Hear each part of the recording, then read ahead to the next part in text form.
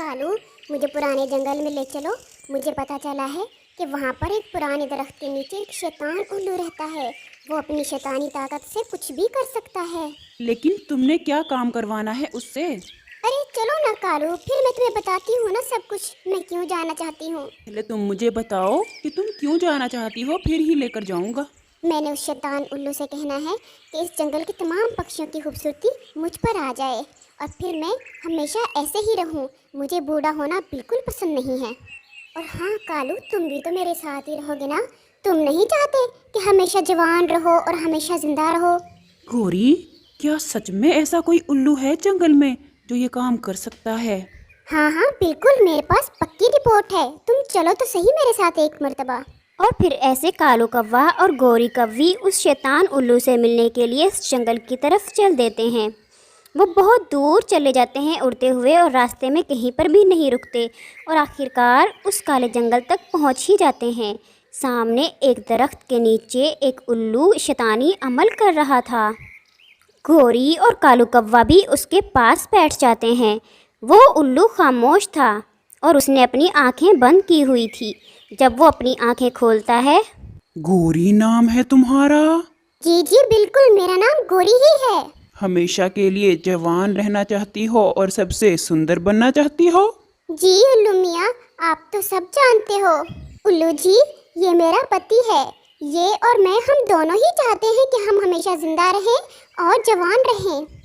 हमें बूढ़ा होना बिल्कुल पसंद नहीं है और हम चाहते हैं कि हम जंगल के तमाम पक्षियों से ज़्यादा सुंदर भी रहें। जब भी मेरे पास कोई और पक्षी शैतानी अमल लेने आता है तो मुझे बड़ी खुशी होती है कि मेरे अलावा भी हैं और शैतान। अब तुम ये दो तरह के रंग ले जाओ। इनमें से एक शैतानी पेड़ के फल का रस है और दूसरा अच्छाई वाले पेड़ के फल का रस है। अच्छाई वाले पेड़ के रस से बुराई वाले पेड़ के रस का असर खत्म हो जाता है। तुमने इस शैतानी फल के रस को किसी तरीके से बाकी पक्षियों को पिलाना है और फिर बन जाओ हमेशा हमेशा के लिए जवान। और हाँ, तुम जवान रहोगी और बाकी पक्षी इस रस को पीने से अंधे हो जाएंगे। और फिर कालू कौवा और गोरी कौवी वो रस लेकर वहाँ से अपने घर वापस आ जाते हैं। वो दोनों बहुत खुश थे, लेकिन साथ ही साथ कालू जी, अब प्रॉब्लम ये है कि हम इस रस को पक्षियों को पिलाएंगे कैसे, और वो भी सबको। हाँ, यही मैं सोच रहा हूँ गौरी, एक एक परिंदे को कैसे पिलाएंगे हम ये रस? मेरे दिमाग में आइडिया आ गया है। हम इस तरह करते हैं कि हम इस रस को तमाम फलों के ऊपर लगा देते हैं। नहीं नहीं गौरी, इस तरह ये काम बहुत मुश्किल हो जाएगा और अगर किसी परिंदे ने हमें इस तरह हर फल के पास जाते हुए देख लिया तो वो कहीं शक ना करने लग जाएं। तुम फिक्र ना करो, आखिर जवान होना तो मैं भी चाहता हूँ। मेरे दिमाग में आइडिया आ गया है।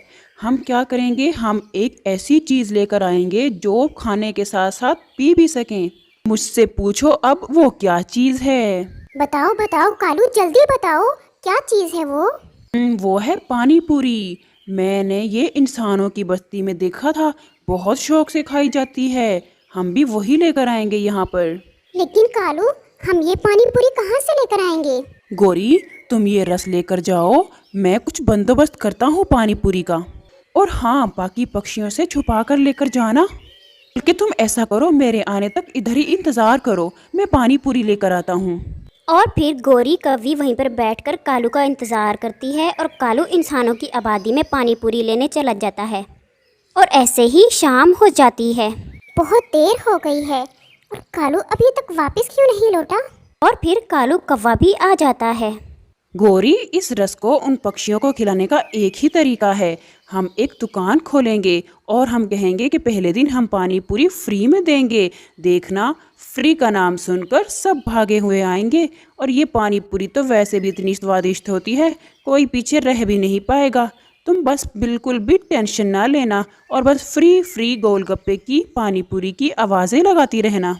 और फिर वो अगले दिन सुबह सुबह ही पानी पूरी की फ्री दुकान लगा लेते हैं और उस लाल रंग को उस पानी पूरी के पानी में डाल देते हैं। और फिर गोरी आवाज़ लगाती है, पक्षियों, ओ पक्षियों, आज हमने पानी पूरी की दुकान खोली है। आज के दिन हम फ्री में पानी पूरी देंगे। ये इंसानों का भोजन है, इसने भी खानी है, जल्दी जल्दी हमारी दुकान पर आ जाए। ऐसा सुनते ही जंगल के तमाम पक्षी वहाँ पर मुफ्त में पानी पूरी खाने के लिए आ जाते हैं। अरे आज ये गोरी कव्वी और कालू कव्वी को क्या हो गया है? ये तो बहुत ही चालाक और दूसरों से छीन छीन कर खाने वाले हैं, और आज ये हमें खिला रहे हैं, वो भी मुफ्त में। चलो कोई बात नहीं, खा लेते हैं फ्री में जो मिल रहा है। और फिर वो पक्षी वो पानी पूरी खाना शुरू कर देते हैं। जैसे जैसे वो पानी पूरी खाते जाते हैं, वो आहिस्ता आहिस्ता बेहोश होना शुरू हो जाते हैं और उनकी आंखें बंद होना शुरू हो जाती हैं। वो सब मायूस होकर उधर ही बैठ जाते हैं क्योंकि उनको कुछ नज़र नहीं आ रहा होता है। कालू कौवा और गोरी कव्वी ये सब कुछ देखकर वहाँ से फ़ौरन भाग जाते हैं। उधर दूसरी तरफ रानो चिड़िया, जो आज इस जंगल में नहीं थी बल्कि दाना लेने के लिए साथ वाले दूसरे जंगल में गई हुई थी, वो भी वापस आ जाती है। पक्षियों को इस तरह इकट्ठे देखकर रानो चिड़िया हैरान हो जाती है और वो भी वहीं पर आ जाती है। ये आप सब यहाँ इकट्ठे क्यों बैठ गए हो? क्या हुआ है कबूतर भैया? और फिर कबूतर रानो को सारी बात बताता है। कबूतर भैया, आपको वैसे लालच नहीं करना चाहिए था। आपने क्यों फ्री में कोई चीज़ खाई? वो जो किसी को वैसे कुछ नहीं देते, वो फ्री में क्यों देंगे? आपको पता तो है कालू कौवा और गोरी कव्वी कितने चालाक हैं। आप परेशान ना हो, मैं देख कर आती हूँ कि वो क्या चाल चल कर गए हैं। और फिर रानो चिड़िया गोरी कव्वी और कालू कव्वे के घोंसले की तरफ जाती है और उनकी बातें छुपकर सुनने की कोशिश करती है। कालू, अब ये सब पक्षी तो हो गए हैं अंधे। अब मैं इन सब की सुंदरता हासिल कर लूंगी और इस जंगल में सबसे खूबसूरत और हसीन पक्षी बन जाऊंगी। गोरी, वो लाल रस तो हमने पक्षियों को पिला दिया है जिससे वो अंधे हो गए हैं, लेकिन हरा रस कहाँ है? वो तुमने संभाल कर रखा है या नहीं? अरे हाँ हाँ, मेरे पास ही है, वो तो मैं घोंसले में ही छुपा कर गई थी। और फिर रात हो जाती है। कालू कौवा और गोरी सो जाते हैं। रानो चिड़िया इसी इंतज़ार में वहाँ बैठी हुई थी कि जब ये सो जाएंगे तो वो इस हरे रस को लेकर जाएगी, और वो उस हरे रस को उठाकर वहाँ से ले जाती है और पक्षियों को पिला देती है। जैसे ही पक्षी सही होते हैं तो रानो उनको सारी बात बताती है। तमाम पक्षी गोरी कव्वी और कालू कव्वे पर भरोसा ना करने का इरादा करते हैं और अपने अपने घरों को चले जाते हैं। सुबह होती है और कालू, यहाँ पर कोई रंग नहीं है, जल्दी उठो। ना हरा और ना लाल, वो रंग कहाँ चले गए? हम तो इनको अपने साथ ही लेकर सोए थे। वो दोनों बहुत परेशान हो जाते हैं। थोड़ी देर बाद गोरी को भूख सताने लगती है और वो अपने घोंसले में रखे हुए अमरूद को खाती है। कालू कौवा भी उसके साथ अमरूद खाने लगता है, लेकिन वो नहीं जानते थे कि रानो इस अमरूद के ऊपर उस लाल रंग के रस को डाल के जा चुकी है।